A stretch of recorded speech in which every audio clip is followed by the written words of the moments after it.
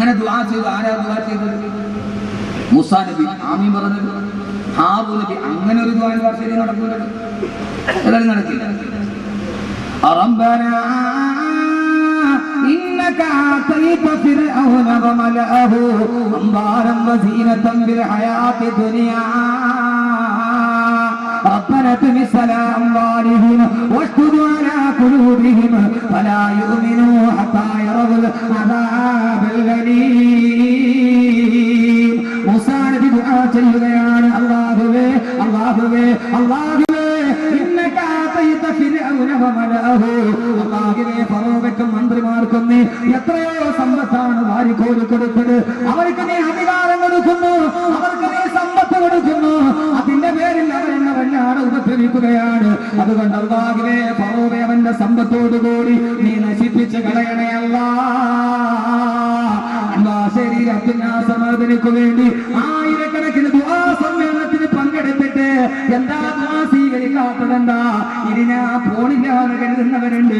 സഹോദരങ്ങളെ, ആരാ ദുആ ചെയ്യുന്നതെന്നറിയോ? ഗഗനലോകത്ത് നിന്ന് ദിവ്യബോധനത്തിന്റെ വെളിപാടുമായി കടന്നു വരുന്ന ജിബ്രീൽ അലൈഹിസ്സലാത്തു വസ്സലാം ഏത് ശരീരത്തിലാണോ വിയർപ്പ് കണങ്ങൾ ഒരുമിച്ച് കൂടിയത്, ആകാശവുമായി നേരിട്ട് ബന്ധമുള്ള തുരിസീനാ പർവ്വതത്തിന്റെ മുകൾ ഭാഗത്ത് പടച്ചറപ്പുമായിട്ട് നേരിട്ട് സംസാരിച്ച ബഹുമാനപ്പെട്ട കലീമുല്ലാഹി മൂസ. ആമീൻ പറയുന്നത് ഹാറൂൻ നബിയാണ്. അല്ലാഹു മറുപടി കൊടുത്തു, മൂസ ഞാൻ പറയുന്നതല്ല, ഖസസോദുക, സൂറത്ത് യൂനുസ് ഓതുക. ഖാലഖദ് ഉജീബ ദഅവതകുമാ ഖാലഖദ് ഉജീബ ദഅവതകുമാ. ഓ മൂസ, ഹാറൂൻ നബിയെ, നിങ്ങളുടെ രണ്ടുപേരുടെയും ദുആ സ്വീകരിച്ചിരിക്കുകയാണ്. ഈ ഫറോവയെ തകർക്കാൻ പോവുകയാണ്. അല്ലാഹു പറഞ്ഞു, നിങ്ങളുടെ ദുആ ഞാൻ സ്വീകരിച്ചിരിക്കുന്നു.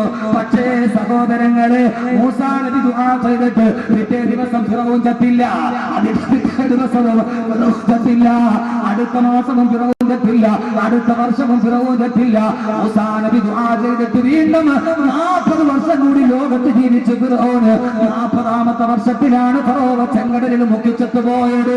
അല്ലാഹു ദുആ ചെയ്താൽ ഉടനെ നാളെ രാവിലെ അനുകൂല തീരുമാനമല്ല. പ്രവാചകന്മാരുടെ കാര്യത്തിൽ പോലും അതുണ്ടായിട്ടില്ല. അതുകൊണ്ട് നമുക്കെന്താ ചെയ്യാൻ കഴിയുന്നത്? അല്ലാഹുവോട് ദുആ ചെയ്യുക, അല്ലാഹുവോട് ദുആ ചെയ്യുക. അല്ലാഹുവേ അല്ലാഹുവേ അല്ലാഹുവേ കബ് സേ കടി ഹൈ അറബ് ഉമ്മീദ് കേ സഹാരെ മേരാ ദിൽ ന ജാനെ മേനെ കിസി തരഹ് സെ പുകാരെ. അല്ലാഹുവേ കബ് സേ കടി ഹൈ അറബ്, എത്ര നാൾ കൊണ്ട് നിന്റെ മുമ്പിൽ ഒരു യാചകരെ പോലെ അല്ലാഹുവേ ഞങ്ങൾ തേടുന്നു തമ്പുരാനെ, ഞങ്ങളുടെ മഅ്ദിനി ഉസ്താദിനു വേണ്ടി. അല്ലാഹുവേ ഇനി ഞങ്ങൾക്കറിയില്ല, ഞങ്ങൾക്കിനി അറിയില്ല കിസി തറഹ് സെ പുകാരെ, എവിടെയാണ് ഇനി മുട്ടേണ്ടതെന്ന്, ആരോടാണ് പറയേണ്ടതെന്ന് പരമോന്നത കോടതി പോലും ധരിച്ചു നിൽക്കുമ്പോ ഞങ്ങൾക്കറിയില്ല. അല്ലാഹുവേ നമ്മുടെ മാനസിക അവസ്ഥ ഇതാണ്. കിസി തറഹ് സെ പുകാരെ, ഇനി എവിടെയാണ് പറയേണ്ടത്? ഏത് വാതിലാണ് മുട്ടേണ്ടത്? അവിടെ നമുക്കറിയാം, മേരാദിൽ അബീലാസിം ജാത്താകെ തേരി റഹ്മക്കാന. എന്റെ മനസ്സിന് നന്നായിട്ടറിയാം, ഇപ്പോൾ വേണ്ടത് ഒരേ ഒരു കാര്യമാണ്, തേരി റഹ്മക്കാന, നിന്റെ കരുണയുടെ ഭക്ഷണം, നിന്റെ കരുണ, നിന്റെ കരുണ. ആ കരുണ വിശാലമാണല്ലോ അല്ലാഹുവേ. ആ കരുണയിൽ നിന്ന് ഞങ്ങൾ നിരാശരായിട്ടില്ല അല്ലാഹുവേ. ഇബ്ലീസിന് പോലും കരുണ കൊടുത്ത തമ്പുരാനെ, ഇബ്ലീസിന് പോലും അല്ലാഹു കരുണ കാണിച്ചിട്ടുണ്ട്. അല്ലാഹുവിന്റെ കാരുണ്യം എന്താണ്? ശൈത്താനോട് പോലും അല്ലാഹു കാരുണ്യം കാണിച്ചിട്ടില്ലേ? ശൈത്താൻ പറഞ്ഞു അല്ലാഹുവിനോട്, അല്ലാഹുവേ നിന്റെ മനുഷ്യര് ഭൂമിയിൽ വന്നാൽ ലാ തൂദന്ന ലഹും സിറാത്തക്കൽ മുസ്തഖീം, നിന്റെ അടിമകളെ ഞാൻ പിഴപ്പിക്കും അല്ലാഹുവേ. അല്ലാഹു പറഞ്ഞു നീ പിഴപ്പിച്ചോ. അപ്പോഴാണ് പിശാചിന് സന്ദേഹം, അല്ലാഹുവേ അതിനു മുമ്പ് നീ എന്റെ റൂഹിനെ പിടിച്ചാലോ, ലോകാവസാനം വരെ അവരെ പിഴപ്പിക്കാൻ എനിക്ക് കഴിയാതിരുന്നാലോ? അതുകൊണ്ട്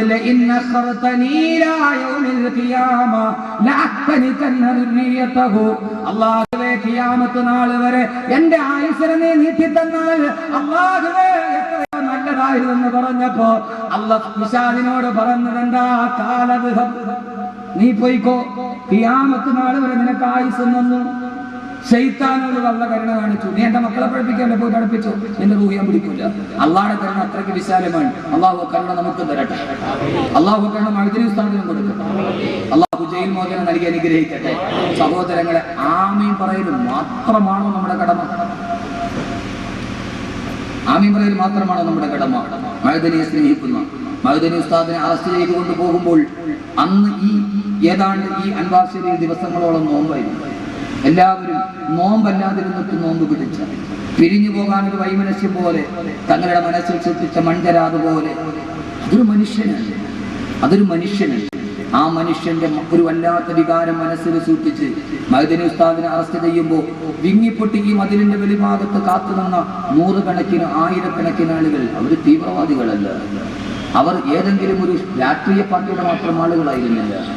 ആയിരക്കണക്കിന് വാക്കുകൾ കേട്ട് മനസ്സിൽ ജീവിതത്തിൽ മാനസാന്തരം ഉണ്ടായി കണ്ടുവിടുന്ന കുറെ സ്നേഹിതരായിരുന്നു. പാർട്ടി പ്രവർത്തകർ മാത്രമായിരുന്നില്ല. ആ ഒരു സ്നേഹം യാഥാർത്ഥ്യമാകണമെങ്കിൽ നമ്മുടെ മഅ്ദനി ഉസ്താദ് ജയിലിലാണ്. നമുക്ക് ചെയ്യേണ്ട ഒരൊറ്റ ധർമ്മമുണ്ട്. ആ ധർമ്മം പറഞ്ഞ് ഉസ്താദിനെ വിട്ടുകൊടുത്ത് ഞാൻ അവസാനിപ്പിക്കാം. ഇൻഷാ അല്ലാഹ് മഅ്ദനിയും ഖുർആനും ഇവിടെ പൂർണ്ണമാകും. യഥാർത്ഥത്തിൽ ഇതേ അവസ്ഥയാണ് മഅ്ദനിക്കുണ്ടായത്. മൂസാ നബി ഇത് പറഞ്ഞപ്പോൾ ഫിർഔൻ പറഞ്ഞു, ഒരു കാര്യം ചെയ്യാം, മൂസയെ നമുക്ക് കൊല്ലാം. എന്ത് ചെയ്യാം? മൂസേ وقال فرعون ذروني أقتل موسى وليدع ربه. ഫറോവ രാജസിംഹാസനം വിളിച്ചുകൂട്ടി. എന്നിട്ട് പറഞ്ഞു, ദറൂനി അഖ്തുലു മൂസ, ആ മൂസയുടെ തല വെട്ടുക, ആ മൂസയുടെ തല വെട്ടുക. ആ സന്ദർഭത്തിൽ ഖുർആൻ പറയുന്നൊരു ദൗത്യമുണ്ട്. എന്റെ പ്രിയപ്പെട്ട സഹോദരങ്ങളെ, നമുക്കതിന് കഴിയേണ്ടതുണ്ട്. അല്ലാഹു തൗഫീഖ് നൽകട്ടെ. ഞാൻ ആ ദൗത്യം പറഞ്ഞു തരാം. ഇൻഷാ അല്ലാഹ് ചെയ്യാൻ നിങ്ങൾ തയ്യാറാണ്? ഞാൻ തയ്യാറാണ്. ഇത് അല്ലാഹ് ആവശ്യപ്പെടുന്നതാണ്. മഅ്ദനി ഉസ്താദിനോട് സ്നേഹമുണ്ടെങ്കിൽ ആ ദൗത്യം ഞാൻ പറഞ്ഞു തരാം. ഞാൻ നിങ്ങളെ പഠിപ്പിക്കാൻ വന്ന സൂപ്പർവൈസർമാരൊന്നുമല്ല, എന്നെക്കാളും വലിയ പണ്ഡിതന്മാരാണ് ഇരിക്കുന്നത്. ഞാനിവിടെ വരാൻ ഈ അൻവാർ ശരീഫ് വലിയ സ്ഥാപനമാണ്. ലോക പ്രശസ്തമായ ഹിന്ദു പത്രത്തിന്റെ എഡിറ്റോറിയൽ ബോർഡിൽ പോലും ഈ അൻവാർ ശരീഫിൽ നിന്ന് ഫാരിഗികളായ വിദ്യാർത്ഥികളുണ്ട്. കേരളത്തിലെ ഒരു കലാലയത്തിനും എത്തിപ്പിടിക്കാൻ കഴിയാത്തത് എത്തിപ്പിടിക്കാൻ കഴിഞ്ഞു എന്നത് അൻവാർ ശരീഫിയുടെ ഗുണമാണ്. പക്ഷെ ഈ ശബ്ദ കോലാഹലങ്ങളുടെ ഇടയിൽ അത് ആരൊക്കെയോ വിസ്മരിച്ചു പോയി, അല്ലെങ്കിൽ ആ ശബ്ദം ഉയർന്നു കേട്ടില്ല എന്നതാണ്. ഞാനിവിടെ എത്താൻ തന്നെ ഒരു കാരണമാണ്. നിങ്ങൾക്ക് എല്ലാവർക്കും അറിയാം, ഈ അടുത്ത സമയത്ത് എനിക്ക് തിരക്ക് കൂടുതലാണ്. പക്ഷേ എൻ്റെ മഹലിലെ ഇമാം അൻവാർ ശരീഫ് ഫാരിഗ അബ്ദുൽ മജീദ് അമാനി ഉദവിയാണ്. എൻ്റെ മഹലിലെ ഇമാം മഅ്ദനി ഉസ്താദിന്റെ ശിഷ്യനാണ്. ആ ഒരു ബന്ധം കാരാളികോണം അബ്ദുൽ മജീദ് അമാനി അദ്ദേഹമുണ്ട്. അദ്ദേഹം MA.MPhil ദുനിയാവും ആഖിറവും ഒന്നിച്ചെടുത്ത ഒരു സമൂഹത്തെ വാർത്തെടുക്കാൻ ഈ സ്ഥാപനത്തിന് കഴിഞ്ഞു. അതൊക്കെ ഇതിന്റെ അജണ്ടയുടെ പുറകിലുണ്ടോ എന്ന് ചിന്തിക്കേണ്ടതുണ്ട്. അതുകൊണ്ടാണ് ഫിർഔൻ ആദ്യം മൂസയെ വിളിച്ചത് അള്ളാനെ കൊല്ലാനാണ് പോയത്. അതുകൊണ്ടാണ് അൻവാർ ശരീഫ് ആദ്യം ഉണ്ടായത്. ആദ്യം മഅ്ദനി ഉസ്താദിനെ വിളിച്ചത് അൻവാർ ശരീഫാണ് വിളിച്ചത്. ഫിർഔൻ ചെയ്തതെല്ലാം അഭിനവകാല ഫറോവമാർ അപ്പടി ആവർത്തിക്കപ്പെടുന്നു. അതാണ് ചരിത്രത്തിന്റെ യാഥാർത്ഥ്യം. എന്റെ പ്രിയപ്പെട്ട സഹോദരങ്ങളെ, അൻവാർ ശരീഫ് അത്രയും വലിയ മഹത്തായ ഒരു സ്ഥാപനമാണ്. എത്രയും ആളുകൾ, വക്കീൽമാരുണ്ട്, അഡ്വക്കേറ്റുമാരുണ്ട്. അഡ്വക്കേറ്റ് സിറാജ്, മഅ്ദനിയുടെ കേസിൽ ബാധിക്കുന്ന സിറാജ് കാഞ്ഞിരം, അല്ലെ, അഡ്വക്കേറ്റ് സിറാജ് കാഞ്ഞിരമറ്റം. ഇതൊന്നും ഇവരെന്നെ കൊണ്ട് പറഞ്ഞ് പറയിപ്പിച്ചതല്ല. ഞാൻ ഒരാൾ പറഞ്ഞാൽ അങ്ങനെ പറയുന്ന ആളുമാണ്. എനിക്ക് ഇച്ചിരി അഹങ്കാരം കൂടുതലുണ്ട്. അല്ലാഹു മാറ്റി തന്നെ. മറ്റൊരാൾ എന്തായാലും ഇങ്ങോട്ടോ ഞാൻ തിരിച്ചങ്ങോട്ടോ, അങ്ങനെ ഒരു ചെറിയൊരു ദുസ്വഭാവം എനിക്കുണ്ട്. ഇതാരും പറയുന്നതല്ല, വെളിയിൽ നിന്ന് നോക്കുന്ന ഒരു നിഷ്പക്ഷമതിയുടെ പക്ഷപാതിത്വമില്ല, അമിതത്വമില്ല, അതിമിതത്വവുമില്ല. അമിതത്വമില്ല, അതിമിതത്വമില്ല. പക്ഷെ ഉള്ളത് വിളിച്ചു പറയാൻ ഒരു മടിയുമില്ല. സഹോദരങ്ങളെ, അതുകൊണ്ട് ഞാൻ പറയും, അഡ്വക്കേറ്റ് സിറാജ് കാഞ്ഞിരമറ്റം വക്കീൽമാരുണ്ട്, ഡോക്ടേഴ്സ് ഉണ്ട്. ഹിന്ദു പത്രത്തിന്റെ എഡിറ്റോറിയൽ ബോർഡിൽ പോലും ഈ ഒരു സ്ഥാപനത്തിന്റെ മൊത്തത്തിയിട്ടുണ്ടെങ്കിൽ അത് ഏറ്റവും അഭിമാനകരമാണ്. അള്ളാഹു നിലനിർത്തി തരട്ടെ. ആ ഒരു വ്യത്യാസം, സാധാരണ പണ്ഡിതന്മാരെന്നുള്ള ഒരു വ്യത്യാസം ഞാൻ ഇരുത്തിക്കൊണ്ട് പറയുന്നില്ല. യഹുസ് ഖുറാബല വജിഹിൽ മുദ്ദാഹിൻ, അമിത പ്രശംസ നടന്നവരുടെ മുകളിൽ മണൽ വാരിയെറിയണമെന്നാണ്. അബ്ദുൽ മജീദ് അമാനി എൻ്റെ മഹലിലെ, ഞാനവിടെ 6 വർഷം ഇമാമായിരുന്ന ആളാണ്. അവിടെയാണ് ഞാനിപ്പോൾ താമസിക്കുന്നത്, കാരാളികോണം. അവിടെ ഇമാമാണ്. അദ്ദേഹം ആ മഹലിലെത്തിയതിനു ശേഷമുള്ള മഹലിന്റെ മാറ്റം വല്ലാത്തൊരു മാറ്റമാണ്. ഞാൻ ഇന്നലെ അവിടെ പ്രസംഗിക്കുകയാണ്. ഞാൻ അവിടെ വെച്ച് പറഞ്ഞതാണ്. ഒരു മാറ്റം അവിടുത്തെ യുവാക്കളുടെ ഇടയിലേക്ക് ഇറങ്ങിച്ചെന്ന്, സാധാരണക്കാരുടെ ഇടയിലേക്ക് ഇറങ്ങിച്ചെന്ന് അവരെ മുഴുവൻ ഒരുമിച്ച് കൂട്ടി ഒരിക്കലും പള്ളിയിൽ കയറില്ല എന്ന് വിചാരിച്ചവരെ പോലും ചുരുങ്ങിയ മാസം കൊണ്ട്, ഒരു 6 മാസമായിട്ടുണ്ടോ, 6 മാസമായിട്ടുണ്ടോ അല്ലേ, ഞാൻ ആഴ്ചയിൽ ഒരു ദിവസം കിട്ടിയിട്ടുണ്ടാവും. കാരണം എനിക്കറിഞ്ഞൂടെ. 6 മാസമായി അവിടെ വന്നിട്ട്. 6 മാസം കൊണ്ട് ആ മഹലിൽ ഞാൻ 6 വർഷം ഇരുന്നിട്ട് നടക്കാത്തത് കൊണ്ട് നടത്താൻ എത്രയോ ചെറുപ്പക്കാർ. ഇന്നലെ ഞങ്ങളവിടെ ഒരു ഓഡിറ്റോറിയത്തിന്റെ 1 കോടി രൂപ നിലവിച്ച് ഒരു ഓഡിറ്റോറിയത്തിന്റെ ഉദ്ഘാടനം റഷീദ് നിശാബ് നിർവഹിച്ചു. അതിന്റെ സമാന പ്രസംഗത്തിൽ ഞാൻ പ്രസംഗിക്കുമ്പോൾ നാട് മുഴുവൻ ഒരു ഉത്സവ ലഹരിയിലാണ്. അദ്ദേഹത്തെ കൊണ്ട് അത് സാധിപ്പിച്ചു എന്നത് മഅ്ദനി ഉസ്താദിന്റെ ശിക്ഷണത്തിന്റെ ഈ സ്ഥാപനത്തിന്റെ ഏറ്റവും വലിയ ഒരു ബറക്കത്താണ്. അത് അനുഭവിക്കുന്നുണ്ട് നാം. അള്ളാഹു അദ്ദേഹത്തിന് ആരോഗ്യത്തോടെ ദീർഘായുസ്സ് നൽകി അനുഗ്രഹിക്കുമാറാണ്. ആ ഒരു ബന്ധം ഉസ്താദ് അൻവാസിയുടെ പിന്നെ ചേലക്കൽ ഉസ്താദ്, ഞങ്ങൾ രണ്ടുപേരും ഒരേ ഉസ്താദിന്റെ ശിഷ്യന്മാരാണ്. ശിഷ്യന്മാരാണ്. അള്ളാഹു സുബ്ഹാനഹു വ തആല അദ്ദേഹം വിളിച്ചിട്ട് വരണം എന്ന് പറഞ്ഞപ്പോൾ ഇന്നലെയാണ് ഞാൻ പ്രസംഗിക്കേണ്ടിരുന്നത്. എൻ്റെ മഹലിൽ ഒരു പരിപാടിയുടെ ഇന്നത്തേക്ക് മാറ്റിയെന്ന് മാത്രമാണ്. അതുകൊണ്ട് ആ സ്നേഹം അള്ളാഹു നിലനിർത്തി തരട്ടെ. ഈ സ്ഥാപനത്തിൽ നിന്ന് ഇറങ്ങുന്നത് മുത്താണ്, അത് തിരിച്ചറിയാൻ നമുക്ക് കഴിയണം. പക്ഷെ മഅ്ദനി എന്ന് പറയുന്ന ഒരു തീവ്രവാദ സിംബലിന്റെ മുമ്പിൽ നമ്മൾ ഇതൊക്കെ അറിയാതെ പോവുകയാണ്. അങ്ങനെ ഒന്ന് പ്രൊജക്റ്റ് ചെയ്ത് കാണിക്കുകയാണ്. അന്ന് പ്രൊജക്റ്റ് ചെയ്ത് കാണിക്കാൻ തീവണ്ടിക്ക് അകത്ത് യാത്ര ചെയ്യുന്നവൻ അറിയില്ല തീവണ്ടിയുടെ വലിപ്പം. ഇതിന് വലിയ ചക്രമുണ്ടെന്നും ഇതിന് ഇത്രയും നീളമുണ്ടെന്നും അവൻ അറിയില്ല. അവൻ ആകെ അറിയുന്ന അവരുടെ കമ്പാർട്ട്മെന്റ് മാത്രമാണ്. യഥാർത്ഥത്തിൽ അതാണ് അൻവാർ ശരിയുടെ മുമ്പിൽ നമ്മൾ. അള്ളാഹു സുബ്ഹാനഹു വ തആല സ്ഥാപനത്തിന് അള്ളാഹു സുബ്ഹാനഹു വ തആല അവസാനം വരെ നിലനിർത്തി തരുമാറാണ്. അങ്ങനെ കുറെ ബന്ധങ്ങൾ എനിക്ക് അൻവാർ ശരിയുമായിട്ടുണ്ട്. ഞങ്ങൾ രണ്ടുപേരും ചിലപ്പോൾ ഉസ്താദ് ഞാനും ഒരേ ഉസ്താദ് ശിഷ്യന്മാരാണ്. ഷെയ്ഖുന കോയ ഉസ്താദ് അവர்கள் അള്ളാഹു ആരോഗ്യത്തിലുള്ള ദീർഘായുസ്സ് നൽകി അനുഗ്രഹിക്കുമാറാകട്ടെ. നിങ്ങൾ രണ്ടുപേരും ബാക്കിയാത്തിലെ സഹപാഠികളാണ്. അപ്പോ ഈ ഒരുമിച്ച് കൂടൽ യാഥാർത്ഥ്യമാകണം. അള്ളാഹുവിന്റെ ഖുർആൻ ഇപ്പോൾ മഅ്ദനിയുടെ കാര്യത്തിൽ നമ്മൾ ചെയ്യേണ്ട ഒരു കാര്യമാണ്.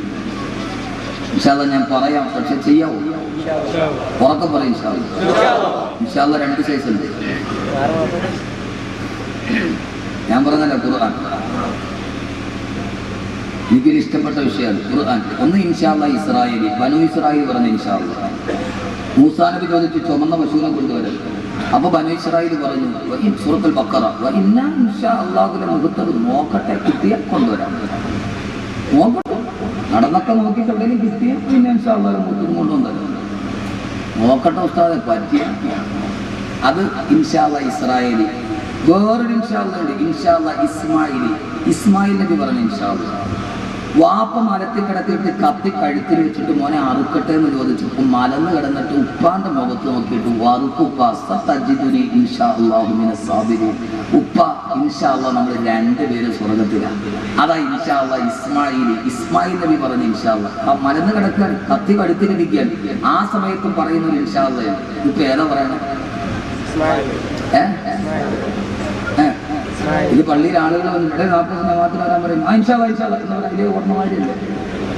അപ്പൊ പിന്നെ ആ വഴിക്ക് വരില്ല. ഇതിന്റെ പൊന്ന സഹോദരങ്ങളെ, ഇപ്പൊ ഏത് ഇൻഷാ അല്ലാഹ് നിങ്ങൾ പറഞ്ഞത്? ഇസ്മായിൽ നബിയുടെ ആണല്ലോ. അപ്പൊ എത്ര ഇസ്മായിൽ ഇവിടെ ഉണ്ടെന്ന് ഇപ്പൊ ഇൻഷാ അല്ലാഹ് അറിയാൻ പറ്റും. അള്ളാഹു കാത്തുരക്ഷിക്കട്ടെ.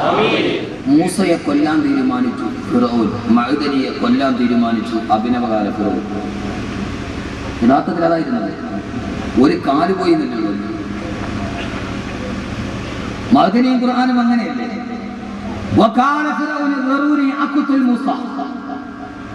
ഫറോ പറഞ്ഞു മൂസയെ കൊല്ലാം. സഹോദരങ്ങളെ തീരുമാനിച്ചു മൂസയെ കൊല്ലാൻ ഫിർഔൻ, മഅ്ദനിയെ കൊല്ലാൻ തീരുമാനിച്ചു അഭിനവകാല ഫറോ. പക്ഷേ തലനാരിടയ്ക്ക് രക്ഷപ്പെട്ടു പോയത് ഒരൊറ്റ കാര്യമാണ്, അവർക്കും മഅ്ദനി മാപ്പ് കൊടുത്തു എന്നതാണ് ചരിത്രത്തിന്റെ ഏറ്റവും വലിയ യാഥാർത്ഥ്യം. ഒരു കാര്യം ഉറപ്പ്, മഅ്ദനി ചരിത്രത്തിൽ അറിയപ്പെടാൻ പോകുന്നു.